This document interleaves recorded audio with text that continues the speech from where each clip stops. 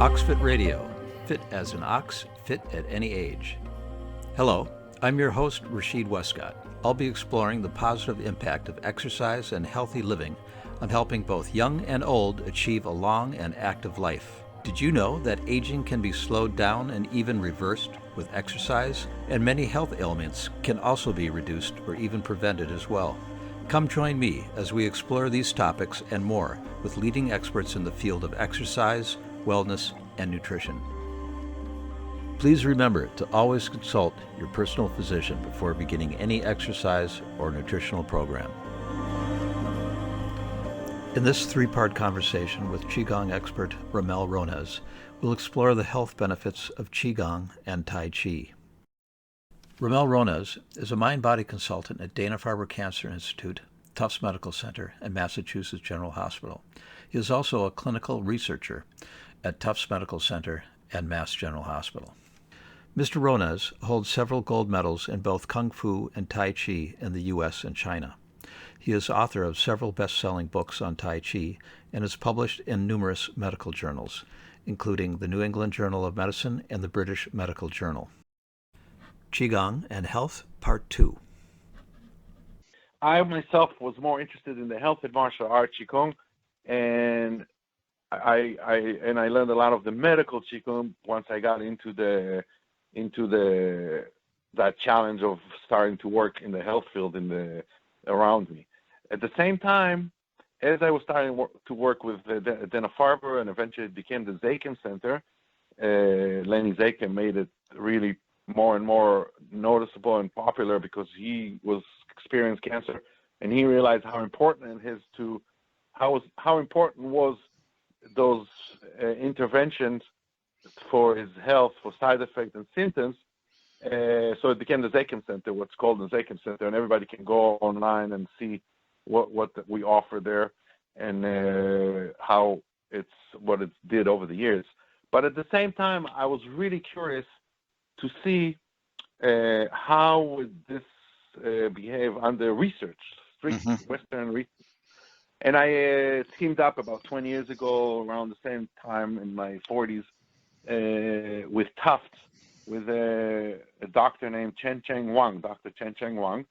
And together we collaborated, and I designed the intervention, Tai Chi intervention or Qigong or mind-body to different diseases. And she submitted grants, she organized the groups, she did an unbelievable job as a PI, principal investigator, and 15 years later, we were able to publish in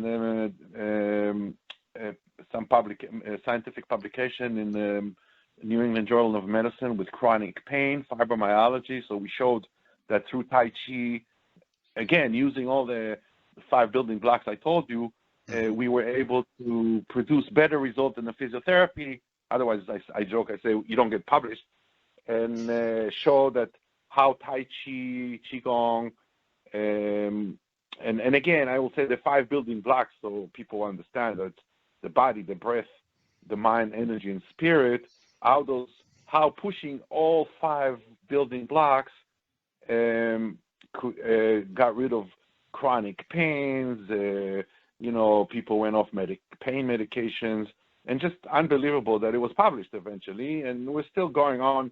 We're about to do another research with MGH, which stopped now because of this situation, with osteoarthritis of the knee, which is also published in the British Medical Journal after 15 years of study. And with the Western one, when you do research, it's 15 years every topic. Like you start with a pilot, which is 3 months, with maybe $15,000. It's called it's money from in the institute. Then you submit for $200,000-$300,000. It's called an R21, and then you submit for that, and that takes another 2 to 3 years. And then from the R21, if you succeed to show really good results, you submit for a bigger grant, which is $3 to $5 million, and it's 3 to 5 years. And then by then you're already dealing with about 200 patients, about 100 in the Tai Chi and 100 in the control group, in both the chronic pain we did, osteoarthritis of the knee, and that's the two topics that we focused on. We did some with rheumatoid arthritis, which is an autoimmune disease, but that didn't go as far as the osteoarthritis of the knee and the fibromyalgia or the chronic pain. And so, and I also say, when you study Qigong and Tai Chi and you have 4 kids, you have to have many hats. You can't just make money from right. class.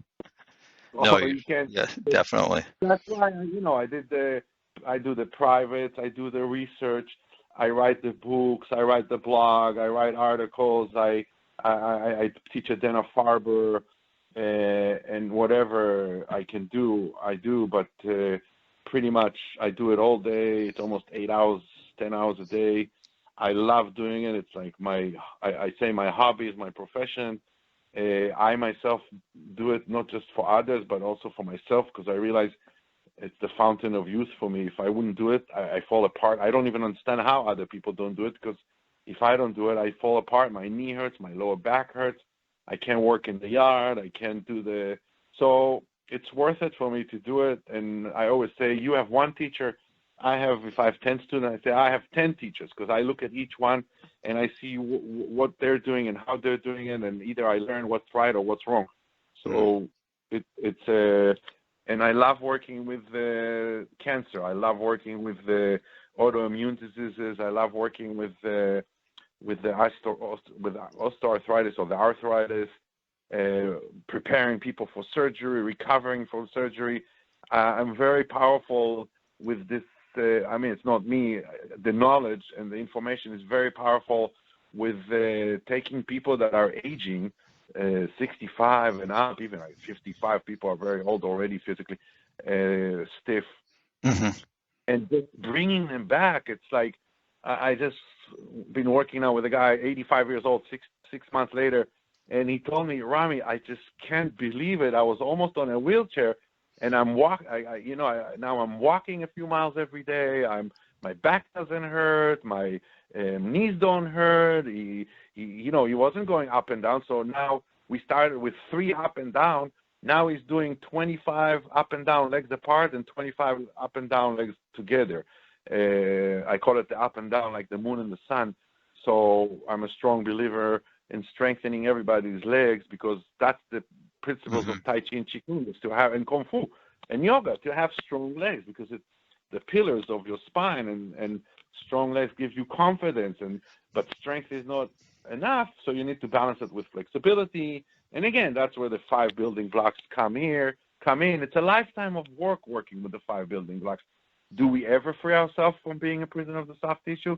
I don't think so. It's constant work, and with aging and lifestyle and everything, and the weather and diets, it's constant work day after day. And the same with the breath. It's constant work of developing the lungs and breathing deep all day, and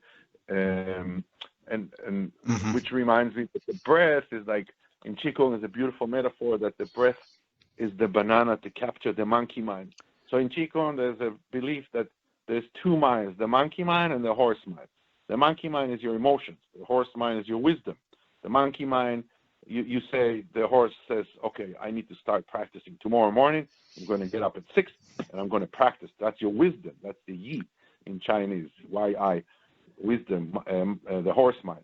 But that night you go to sleep the same, 12 midnight. You didn't change that part. 6 in the morning, come. You say, oh, I don't know, maybe tomorrow. That's your monkey mind comes in. The snooze button is the monkey mind. If you push the snooze button, you're listening to your monkey mind. If you get up and you practice, then that's your horse mind. So there's always this battle between the horse and the monkey, and that's in Qigong. And the breath is, and the monkey usually wins, right? That's for most people. For most people. Now, you need to have banana. You need to have a banana, and the breath is the banana to capture the monkey mind.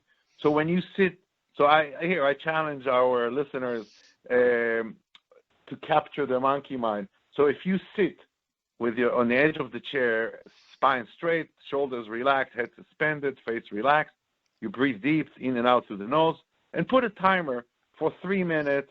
And say to yourself, I'm not going to think for 3 minutes. So that's your horse mind saying, I'm not going to think. And then you start sitting there. Within 10, 20 seconds, the monkey mind comes in and blah, blah, blah, blah, blah, blah, blah, blah, blah, blah, blah, blah.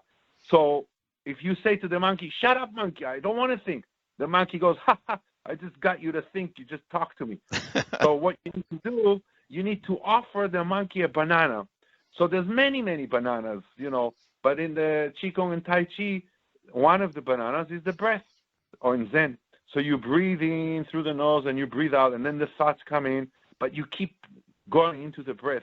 And with practice, you get better and better, and you're able to quiet the monkey and focus on the banana. It could be also the visualization of the lower energy center. For other people, it could be music. It could be a glass of wine. It could be the TV. But those are all external, superficial methods. The more internal method is the breathing. So that's when you start to get more pro versus the other methods. People find their own way to quiet the monkey mind. So there's a lot of ways to do it. I know people come home, put classical music, oh, boom, relax. You take a shower, you go out on a walk, a spiritual walk on a lake or something. So that quiets the monkey mind. But the Qigong and Tai Chi, they talk about, no, you sit there and you try to quiet the monkey mind while you're sitting there. Because that's the hardest. The hardest to be still as a mountain and quiet, because that's when the monkey mind is the most powerful. So that's when you use the breath and you see if you can quiet the monkey mind. And then eventually you sit like 40 minutes, 30 minutes, 20 minutes, like the more longer session. I found myself that only after 20 minutes, real cool stuff starts to happen. So it takes time for everything to cool down and calm down. And then 20 minutes passes by, and after the 20 minutes, that's when energy starts to get stronger. The mind really finds this place that is very quiet, or I call it between awake and asleep, what people call meditation. I call it the brainwave between awake and asleep, or what Herb Benson, if people know about him, bottled the word meditation, called it the relaxation response. So I said, I'm going to bottle it as well, the word meditation. And because of them going with science and MGH and everywhere with the studying of the brainwave, mapping the brain, I realized, wow, it's the brainwave between awake and asleep, zeta. So you have alpha, beta, and zeta, and then all the other brainwave when you sleep. And it's right that second before you fall asleep, you're in that twilight zone. You still hear the outside, and you disappear, you're asleep. So the East, they realize, wow, the Eastern philosophies, they realize, wow, if you lie down, you can't stay for a longer period of time in those brain waves, or what we call in the zone. But if you sit still, you can stay there and half asleep, half awake. If you stand, like in Qigong or standing posture, each one in Tai Chi and in other martial arts, you can get there. And if you move slowly in Tai Chi, you can get there. So that's why people move so slow when you do the Tai Chi. Wow, we can be in a meditative state, or between awake and asleep, sitting, standing still, or moving. But lying down, it's harder. So that's why I say lying down is more of a relaxation. Mm-hmm. It's not to say you could lie down and scan the body or go between awake and asleep. I call it the power nap. I lie on my back sometimes when I don't have a lot of time, and I have a long day, 10 hours, 8 hours teaching, and I have maybe 20 minutes. I lie on my back, and I can still hear stuff around, and I still a little bit, maybe a thought or two here or there. But I know when I go there, it's like this place between awake and asleep. Boom! I come out of it, and I'm refreshed. I call it the power nap or a boost when you don't have time to sleep. And so the breath is a banana to capture the monkey mind in Qigong, and I'll finish with saying regarding that, and if you have any questions, you can ask me. The poetry talks about seize the ape and obtain or train the horse. So you don't want to kill the monkey, you want to seize it. Just seize, like in China, you seize it, and you train the horse. And the horse gets trained with age, of course. We get wiser and more logical, hopefully. And the emotions, the monkey mind gets more and more quiet anyhow with age, with wisdom. So you can see when we're young, the monkey is the more active than the wisdom.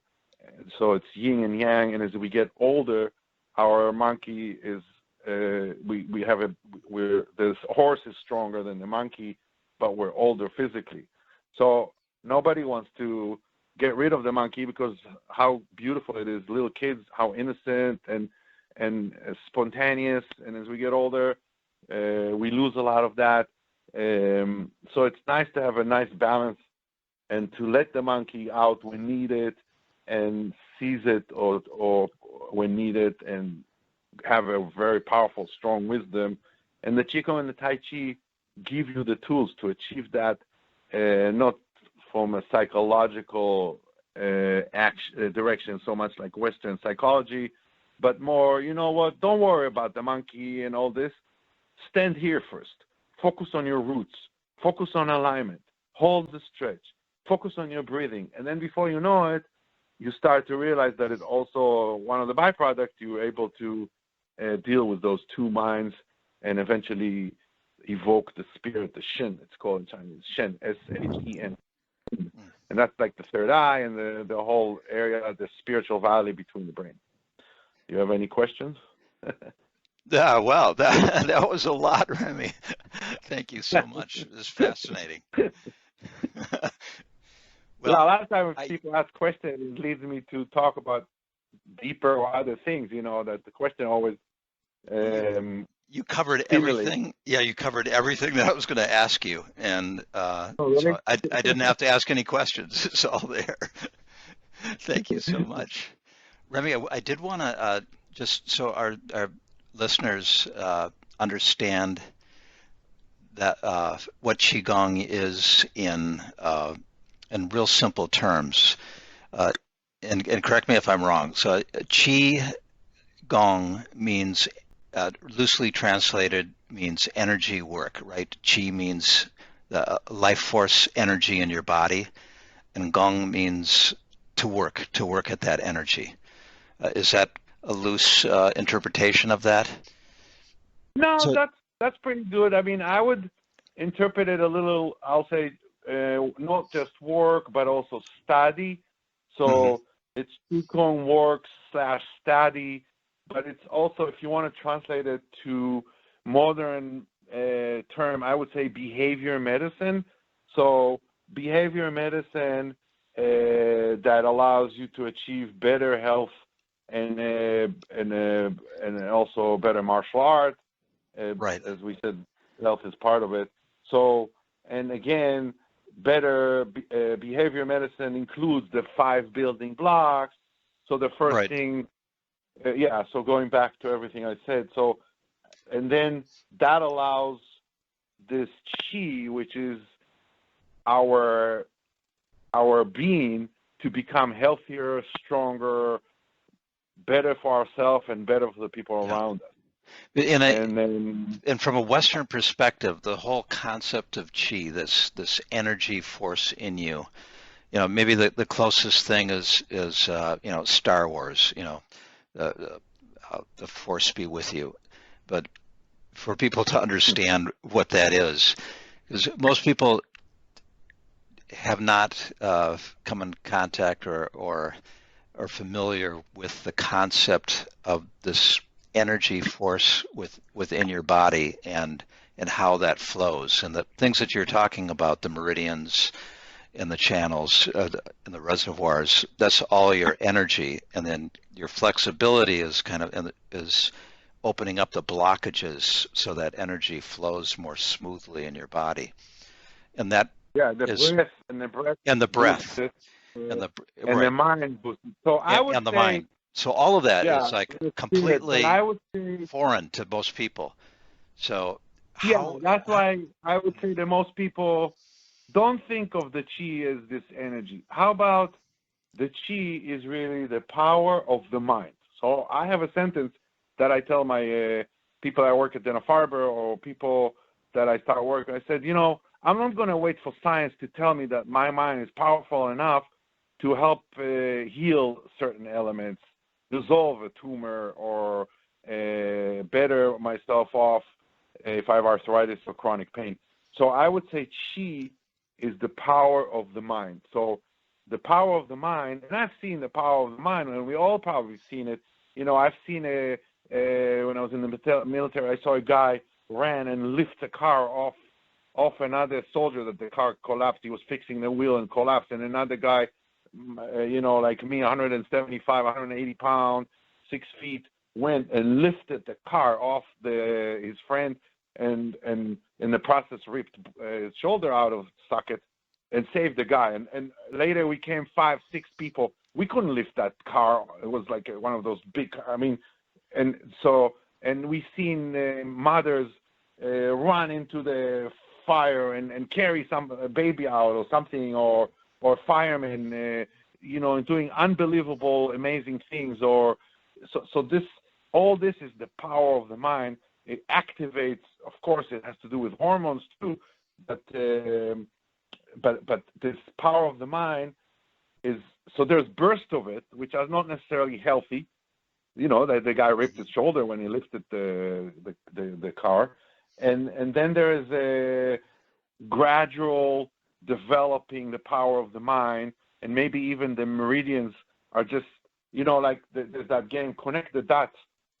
You connect the dots, and eventually you get a picture. So my theory is that all those meridians is just a path or a passage for strengthening the power of the mind.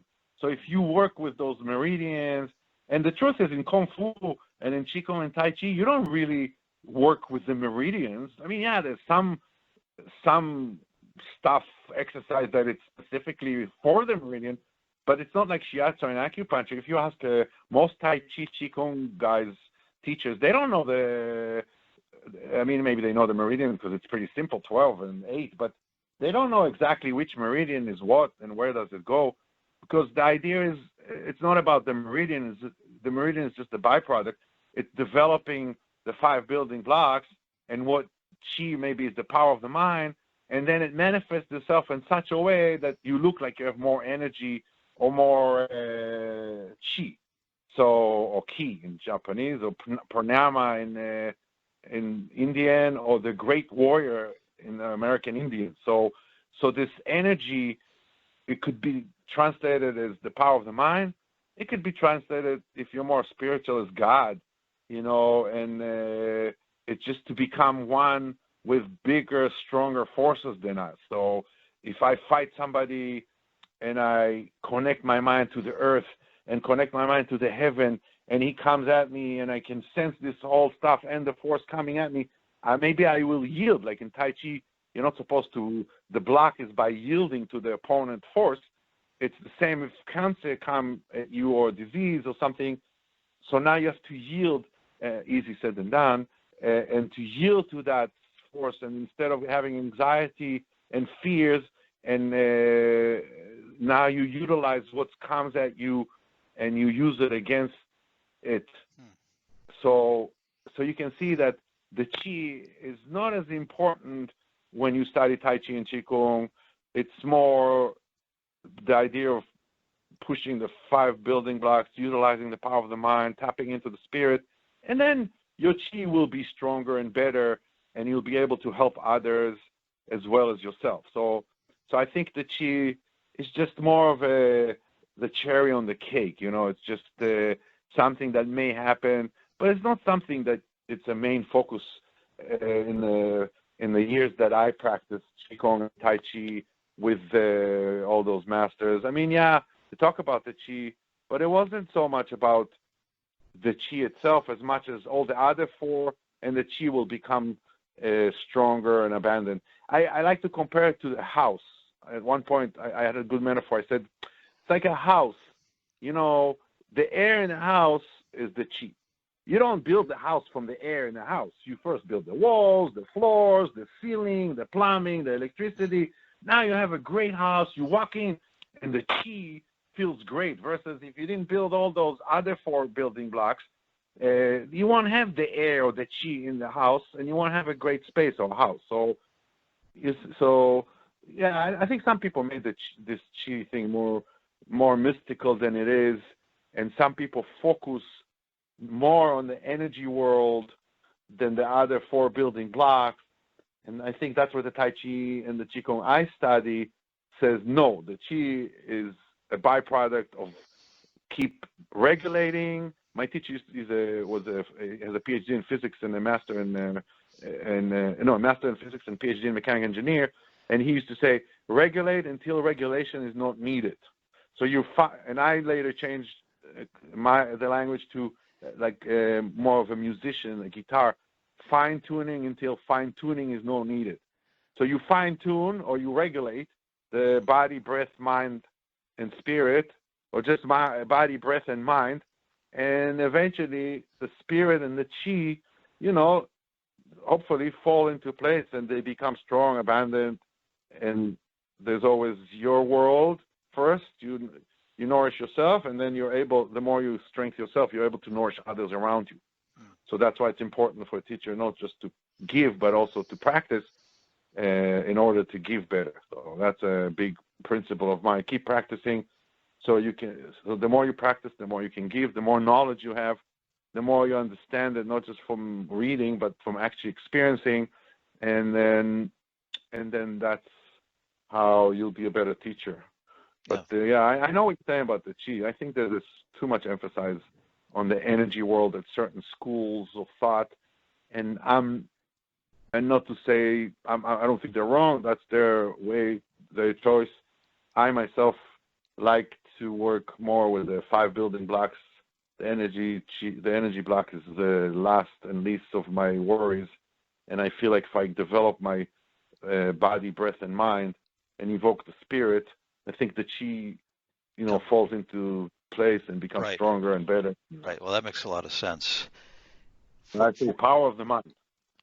The mind. Yeah, I think that's critical. Yeah, I mean, if you don't think about when you get cancer, and again, easy said than done. I'm around those people. They're my heroes to see them, people that get diagnosed. So you have 2 options when you have cancer.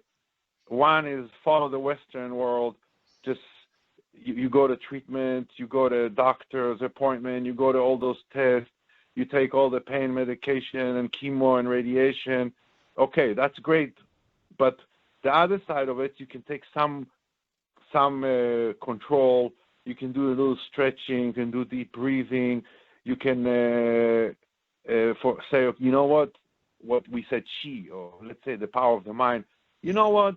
It's not going to hurt if I go sit, meditate, and try to go where my tumors are, and with my mind, I'll try to dissolve them. I'll try to work. There's in Qigong a metaphor, solid to liquid, liquid to gas. So you sit again in a meditative state. You scan your body. Let's say you have a tumor in the lung someplace. You get to or now people want to clear their lungs to prepare for this virus.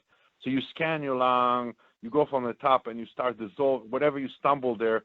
Call it solid, the first sensation, and then you breathe in and out. And with your mind, you put your mind in the area that you're trying to dissolve, and you work with the metaphor solid to liquid, solid to liquid, liquid to gas. And that's